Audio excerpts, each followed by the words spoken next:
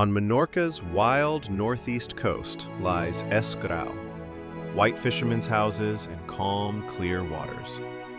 Offshore rises Isla den Colom, the largest islet in Menorca, with two untouched turquoise beaches, Tamarells and Saranal den Moro, that you can only reach by sea.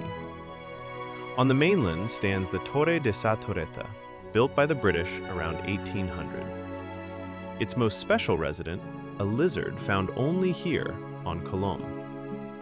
Further north, Cala Tortuga and Cala Presili, fine sand, dunes, and bird life.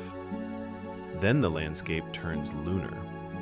Cape Favaritx, black slate 290 million years old, with a lighthouse braving the wind since 1922.